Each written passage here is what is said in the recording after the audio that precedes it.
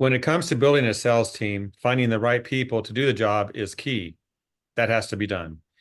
This is followed by intense training that encompasses all the elements necessary to help new sales professionals to succeed. But we know that's not the end of the story. It's never that simple.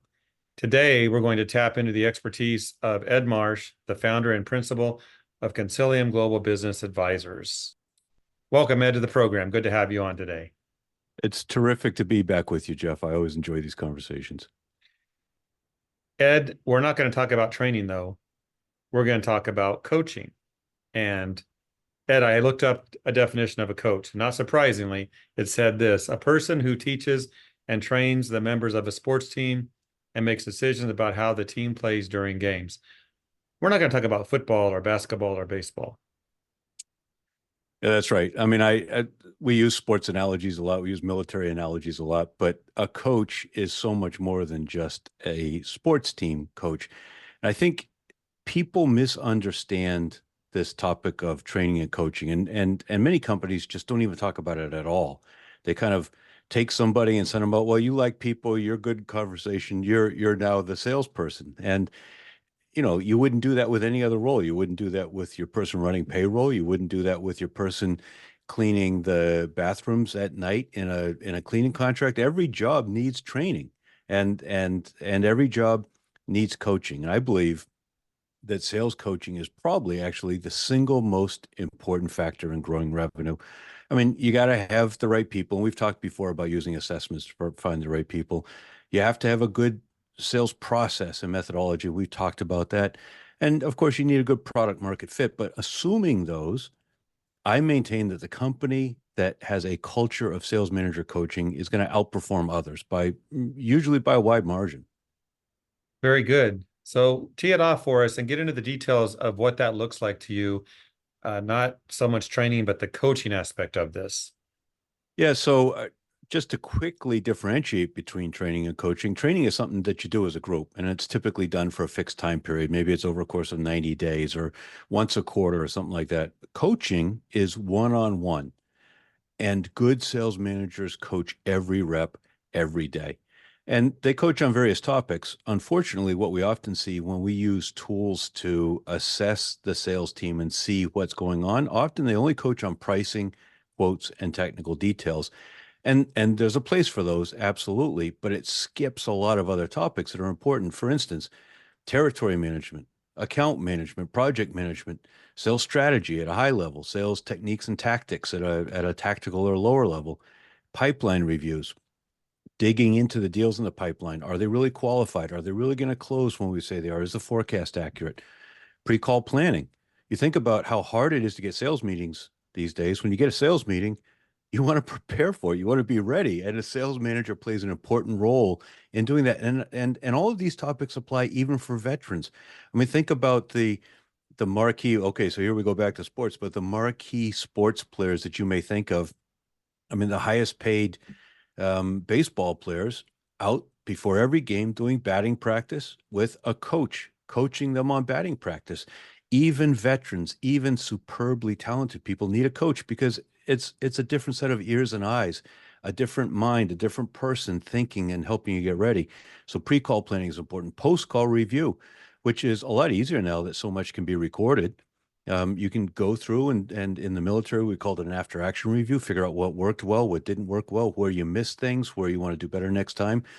Team selling is an important piece in complex deals. If we've got an 8 or 10 person buying team, I think we talked about that recently, talking about buying journey, then you need to figure out how you can use colleagues from your company to sell to different roles, maybe top to top and things finance to finance and target accounts. I hope that every company listening has a good list of target accounts, and that's an important piece that companies can coach on as they go along.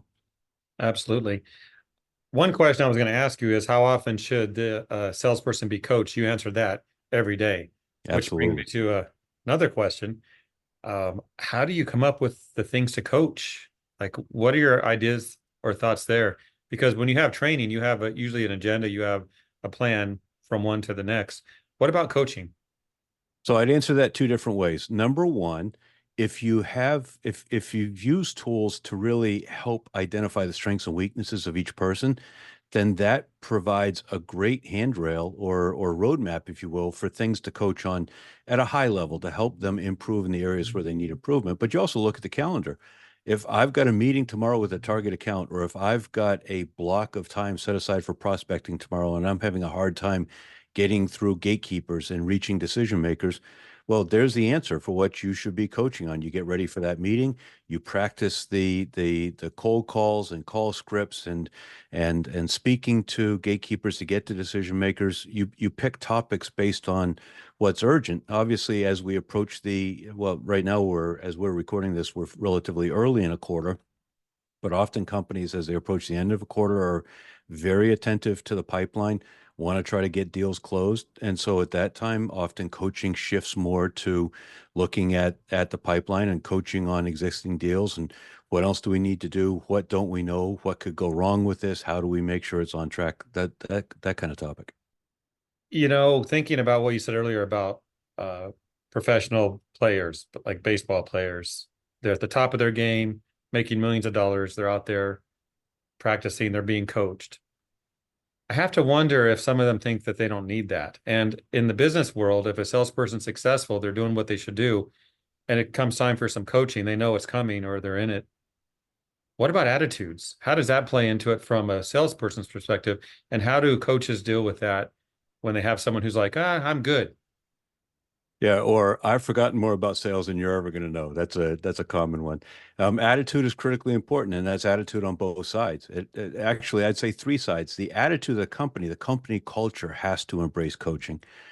The sales manager has to have a great attitude about coaching, not to just hector people or harass them or check the box, but to really genuinely understand their personal goals, understand their quota goals, and see coaching as an opportunity to help them achieve their goals. And then the person being coached obviously has to be receptive and have a good attitude. There has to be trust and respect with the sales manager. Doesn't mean you have to agree with everything that's said. In fact, one of the interesting, I'd say probably the most important aspect of coaching is role playing. And the reality is that role playing is really awkward. We all feel like dorks when we do role playing, and role playing can't be perfect because it's always a little bit of a contrived situation, but neither is batting practice, right? You don't have somebody necessarily trying to strike you out. You've got somebody throwing different pitches, so you anticipate how they come and you can get the reps in and you practice, you get your mind and your eyes linked up and it's a matter of practicing. And that's exactly what role playing is. It's a matter of getting the reps in, practicing saying things, hearing yourself saying it, get comfortable with saying it, get comfortable with some of the kinds of questions you're going to ask. And in order for people to really undertake role playing with the right attitude, that environment and that mutual respect is really important because you have to get past the fact that you just feel dorky doing it.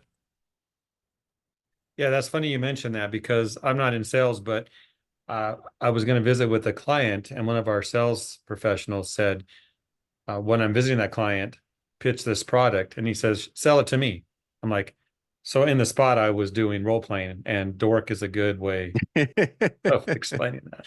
Yeah, it just feels so awkward. Certainly the first rep, then as you do it a little bit more, you get comfortable with it. And it's like cold calling. The first time you do it each day, it's just, oh goodness, not again. And then you get over that hump and then you start to see the value that comes from it. Okay. So you've talked about this a bit, but let's spotlight maybe the three things that Ed Marsh feels a good coach would have, either their personality or in their toolkit to do the coaching. What would those be? So in terms of personality, I believe, first of all, it's strong technical skills themselves so that they don't necessarily have to be able to execute as well. The batting coach probably can't, but the batting coach understands technically what needs to happen and is able to take somebody through that. So strong technical skills. Secondly, a really strong understanding of what motivates the person and the ability to tie their personal goals, their professional goals, their quota attainment, their paying college tuition for the kids or buying a boat or an RV or a new house or, an in-law suite or whatever the case may be, to back to what we're doing today, back to this role play session, because this role play session will impact their ability to achieve those goals tomorrow and cumulatively over time. And I'd say a third tool is really recording tools, recording telephone prospecting, recording sales meetings, because that recording is so powerful to sit as a salesperson. We're often kind of in the moment and we're not necessarily a fly on the wall as we'd ideally would be. We may not hear or see everything going on. We may miss some of what's happening in the meeting that's important. And so the recording with a third party helps us back up, see how that went, see what we missed, understand why we missed it, and prepare ourselves for next time. So I think believing in your reps, really committing to their success, having technical skills, and taking advantage of recording tools to create the scenarios to really power great coaching and role-playing sessions.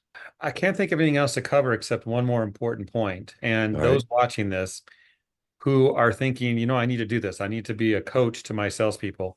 They might wonder what are some first steps to get started. So don't let them flounder. Wrap it up, Ed, by maybe outline a couple of things they can do to make this happen.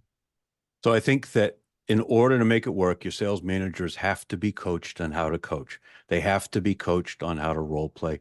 You have to have an appropriate sales methodology that everyone agrees to and that you incorporate. You have the language, you follow the steps. You have to have a sales process that you can coach people through. You have to have the right tools to maintain accountability. That's CRM, that's some of the recording tools. So that may sound like a lot as I rattle those things off. It's really not. It's kind of just basic building blocks. And it's not hard to get those pieces in place. The hardest of that is to find somebody who can do a good job training your sales managers on how to be sales managers. And that may take some experimentation. There's lots of people who say they do it. There's not many who do it well. But if you set out to find somebody and to get your managers proficient at it, then certainly you're on the right track.